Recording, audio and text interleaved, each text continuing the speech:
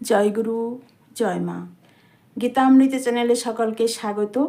আমি আলপনা আবারও একটা নতুন ভিডিও নিয়ে আপনাদের সঙ্গে হাজির হয়েছি। আজ থেকে শুরু অম্বুবাচী, তাই এই অম্বুবাচী নিয়েই আজকের ভিডিওতে আলোচনা করব। যাই হোক, অম্বুবাচীকে বিভিন্ন আঞ্চলিক ভাষায় অমাবতীও বলে। এখন দেখব যে এটা আসলে কি। অম্বুবাচী কথাটি এসেছে সংস্কৃত শব্দ অম্ব ও বাচী শব্দ থেকে। অম্ব শব্দের অর্থ হলো জল এবং বাচী শব্দের অর্থ হলো বৃদ্ধি। যখন গ্রীষ্মের প্রচণ্ড দাবদাহের পর বর্ষার আগমনে ধরিত্রী সিক্ত হয় এবং নবরূপে বীজ ধারণের যোগ্য হয়ে ওঠে, সেই সময়কেই বলে অম্বুবাচী।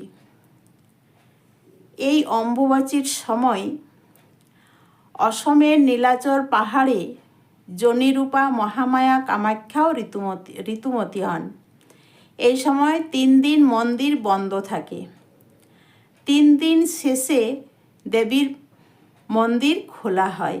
দেবীর স্নান ও পূজা অর্চনা শেষে ভক্তদের দেবী দর্শন করতে দেওয়া হয়। আষাঢ় মাসের 6 বা 7 আষাঢ় থেকে 10 বা 11 আষাঢ় পর্যন্ত এই যোগ থাকে। অম্বুবাচী যোগের জগন্মাতা কামাখ্যার এই রক্তবস্ত্র দেহে ধারণ কিংবা যে কোনো স্থানে জপ পূজা করলেও সাধকের সাধতা পূর্ণ লাভ করে এবং অভীষ্ট লক্ষ্য পূরণ হয়। হিন্দু ধর্মে বিভিন্ন আনুষ্ঠানিক ক্রিয়া, ধর্মকৃত্য বা লৌকিক আচার উদযাপিত হয়, বিভিন্ন ব্রত উদযাপিত হয়। অম্বুবাচী বিভিন্ন আঞ্চলিক ভাষায় আমাবতী নামেও পরিচিত। আমাদের হিন্দু শাস্ত্রে পৃথিবীকে মাতৃস্থানীয় বলা হয়। বেদে বলা হয়েছে ধরিত্রী আমাদের মা। পৌরাণিক যুগে বলা হতো মাতা, আর এই ধরিত্রী মায়ের বুকেই আমাদের জন্ম। শুধু আমাদের কেন, ফুল, পাখি, প্রকৃতি, এক কথায় সবাই পৃথিবীর সন্তান। তাই প্রতি বছর অম্বুবাচীর এই 3 দিন পৃথিবীর ঋতুকাল ধরা হয়। এর সাথে প্রাচীন কৃষি ব্যবস্থা জড়িয়ে আছে। এই 3 দিন জমিতে কোনো চাষবাস করা হয় না। বর্ষায় সিক্ত পৃথিবী নতুন বছরে নতুন ফসল উৎপাদনের উপযোগী হয়। আষাঢ় মাসের শুরুতে পৃথিবী বা বসুমতী মাতার যখন বর্ষার নতুন জলে সিক্ত হয়ে ওঠে, তখন তাকে ঋতুমতী নারীরূপে গণ্য করা হয় এবং শুরু হয় অম্বুবাচী প্রবৃত্তি। তার ঠিক 3 দিন পরে যেটা শেষ হয় সেটা হলো অম্বুবাচী নিবৃত্তি।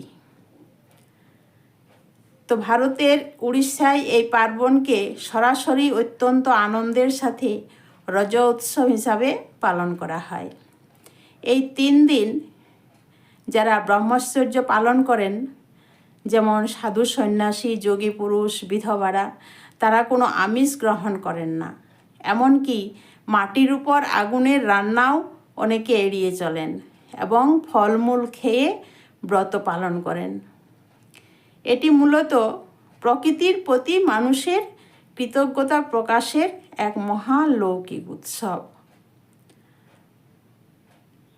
তো আপনার এলাকায় অম্বুবাচী কিভাবে পালন করা হয় তা অবশ্যই কমেন্টের মাধ্যমে জানাবেন এবং পোস্টটি ভালো লাগলে অবশ্যই বাকি সনাতনীদের জানার সুযোগ করে দেবেন। আজকের ভিডিও এ পর্যন্তই। সকলে ভালো থাকবেন, আনন্দে থাকবেন, সুস্থ থাকবেন। জয় গুরু, জয় গুরু, জয় মা।